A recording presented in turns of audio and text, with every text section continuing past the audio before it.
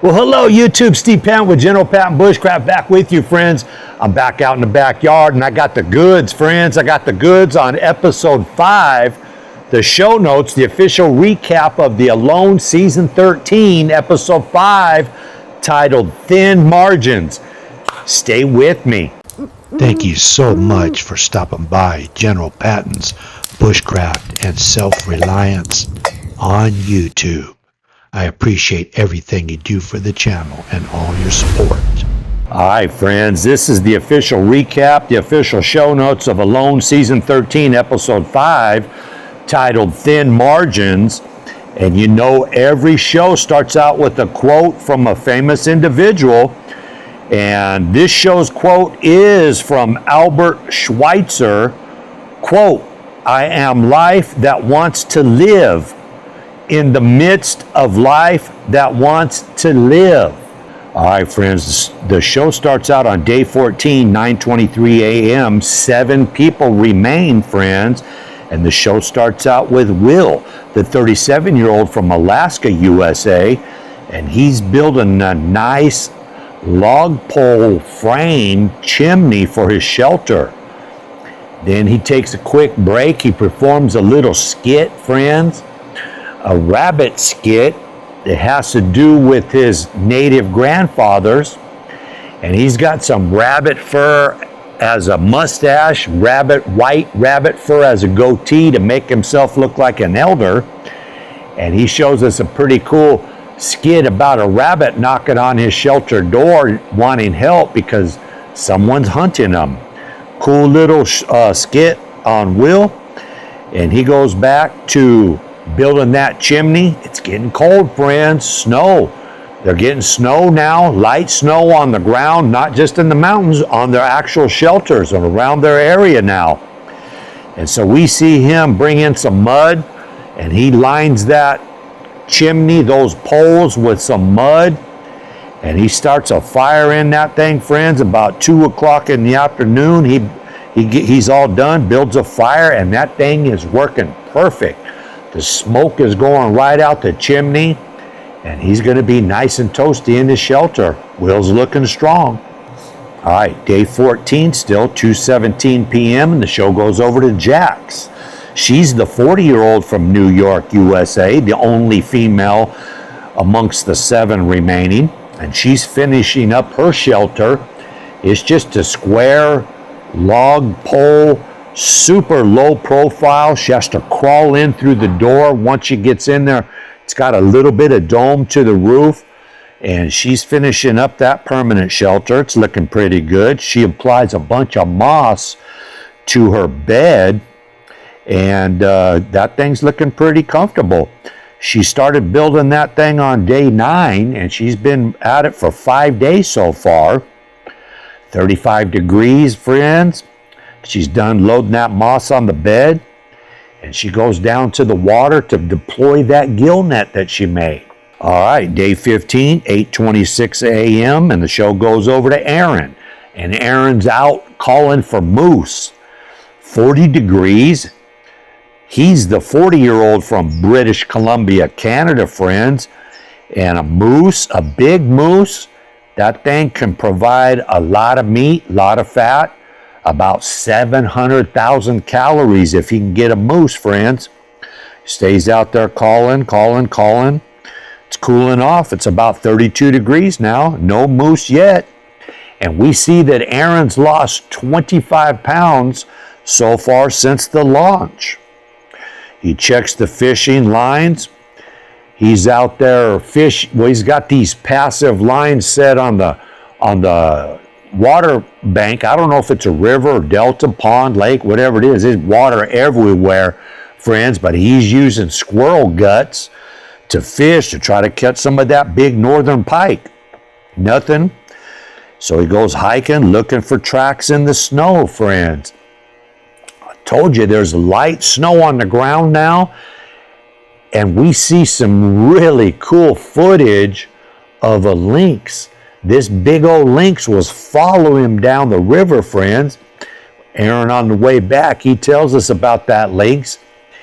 And he can see the tracks in the snow from that big cat.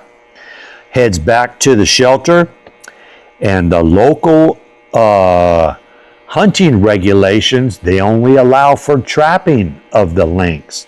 And there's more regulations related to the trapping of the lynx. It has to be a 5-strand, friends. So he goes back to camp, he twists up 5 strands of snare wire together and makes a couple lynx snares.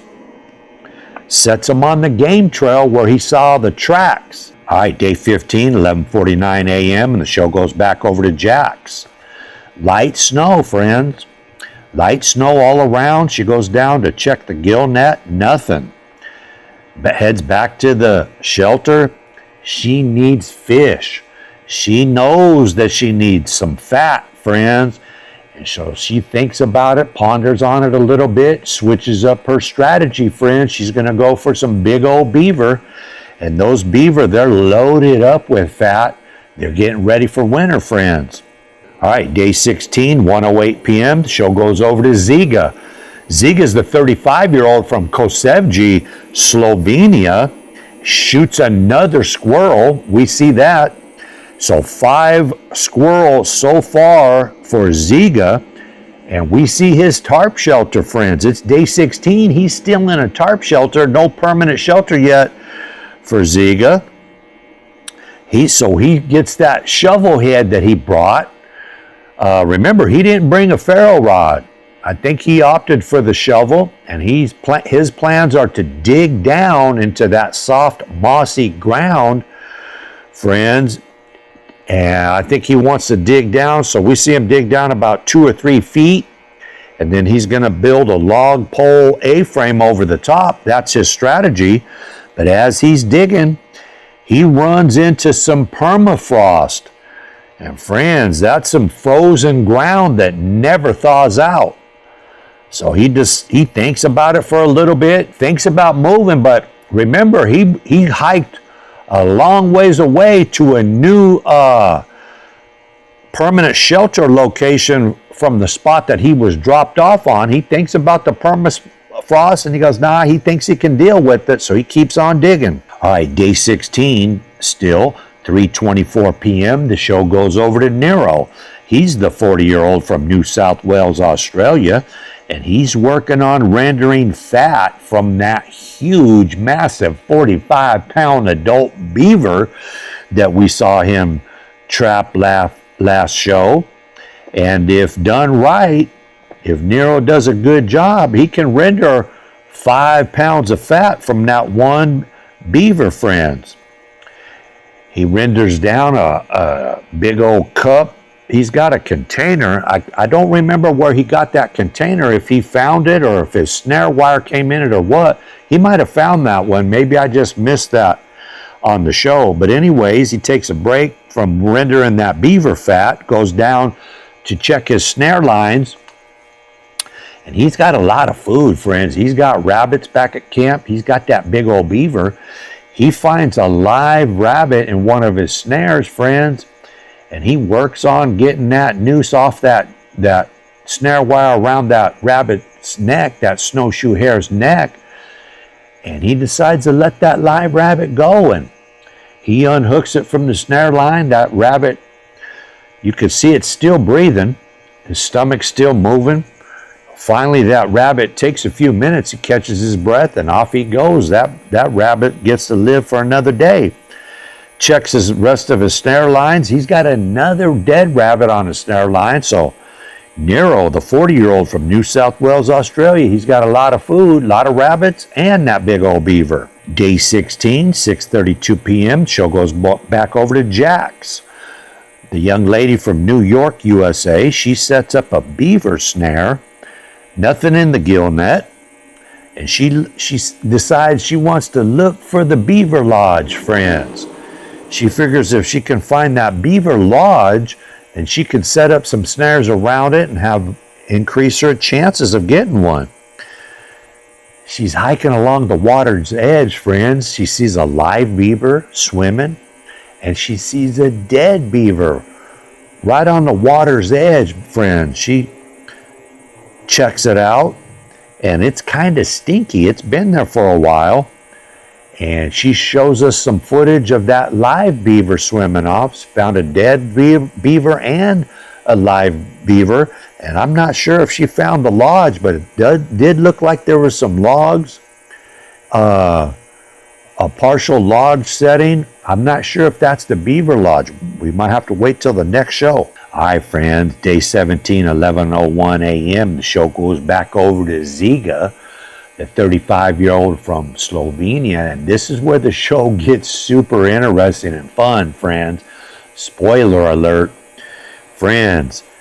Ziga's building that A-frame out of some logs over that dugout shelter. He takes a break, and we see him sitting at camp eating some fish, friends.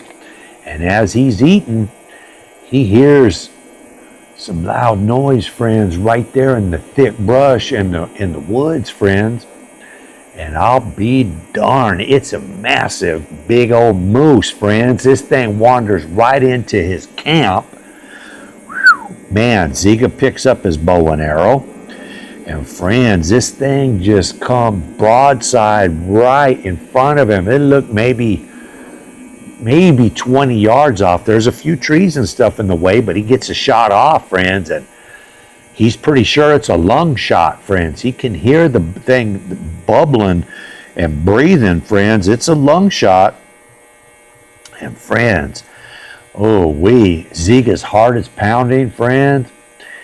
He starts tracking this moose. He picks up the blood trail, and remember, he shot that thing around 3:37 p.m., friends. He spots the moose clear across the peninsula, way across. This big old thing hasn't died yet. It swam all the way across the peninsula. Oh, man. And Ziga doesn't know what to do. Now Ziga's thinking, man, I should have waited. Maybe I shouldn't have shot it. He's actually thinking that he wishes that he wouldn't have shot this thing, friends. So he decides, it's so far away and it's getting late now in the day. He decides to go take it, go look for it in the morning. So 7:53, back to the shelter, friends. He decides to harvest that big old moose in the morning, and he's wishing he never shot it.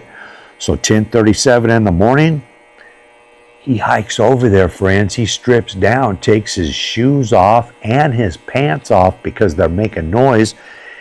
This thing's still kneeling down in the shallows. He wants to sneak up on this moose. This thing is still not dead, friends. The next morning, he finally sees it, takes 2 shots, friends, at this thing. We can't tell if he hits it or misses it.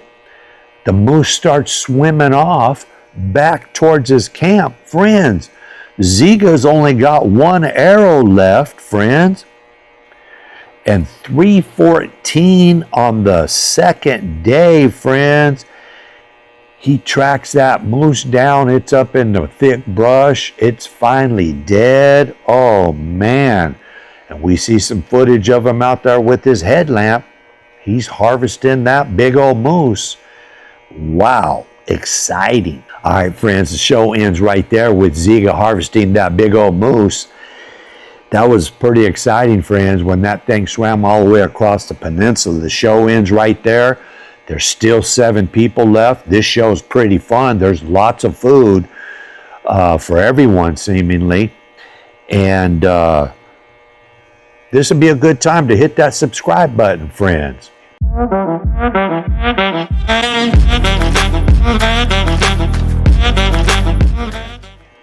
Hit the notification bell, and in the drop-down menu, do select all, friends.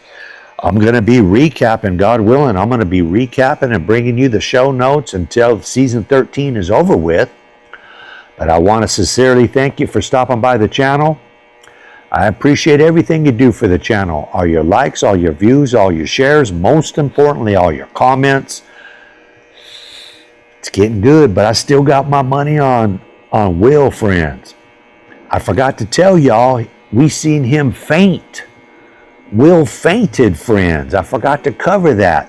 We'll get into that a little more next time. We'll see if he has a med check.